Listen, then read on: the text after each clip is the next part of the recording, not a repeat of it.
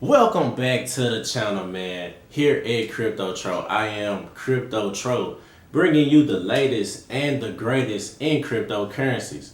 And today, we're gonna talk about how Mark Cuban just got involved in a rug pull. And if you don't know what a rug pull is, it's basically when the owners of or the people who invested the most money in a project, they pull all of the money out once the price hits a certain point. So we're gonna talk about that. If you haven't already, hit that like, hit that subscribe button, and we're gonna go into it straight like that. And make sure you stay tuned in tomorrow.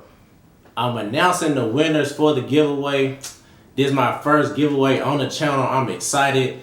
And we're at 106 subscribers, man. So I appreciate everybody who's been tuned in. And we're going straight into it like this. Alright, so today, man, we're going to talk about how Mark Cuban just was recently involved in a rug pull. So I'm on this article on decrypt.co.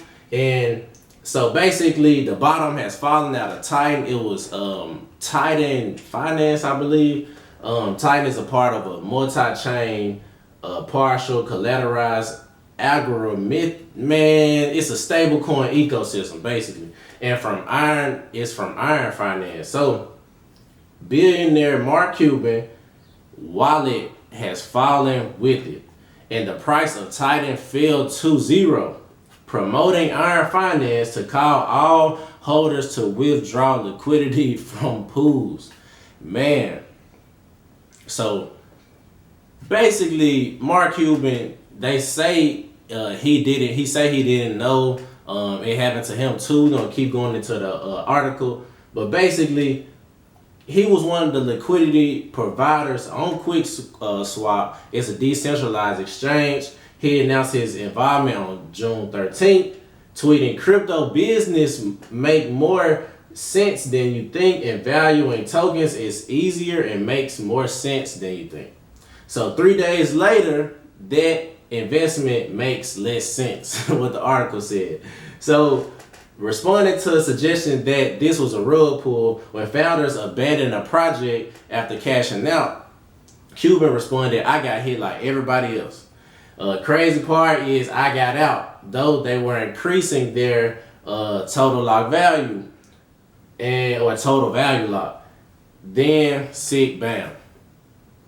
So we see how Mark Cuban, a billionaire, was, didn't really look into, I guess he didn't look into the project enough, or maybe he did, and sometimes it's just, I'm not sure. I would have looked more into the project. Me, myself, I haven't heard of it. And when I went on the page, I didn't really see enough to make me want to invest in it.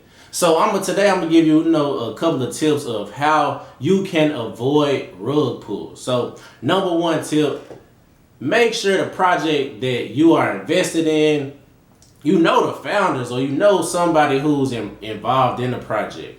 Make sure you know someone who is a part of the team, especially now. Like Bitcoin, that's the only crypto that I will say you don't have to worry about finding a founder. Bitcoin is going to thrive. Bitcoin is digital gold. But every other project, make sure it has someone with a face behind it. Make sure they look at the background, because these cryptos that are coming out are more so like businesses, you see. So like, you want to know the CEO of a company that you are potentially investing in, and a company that you want to build wealth and build a future in and use their ecosystem. So that's the first thing. Know the team who is behind the crypto project.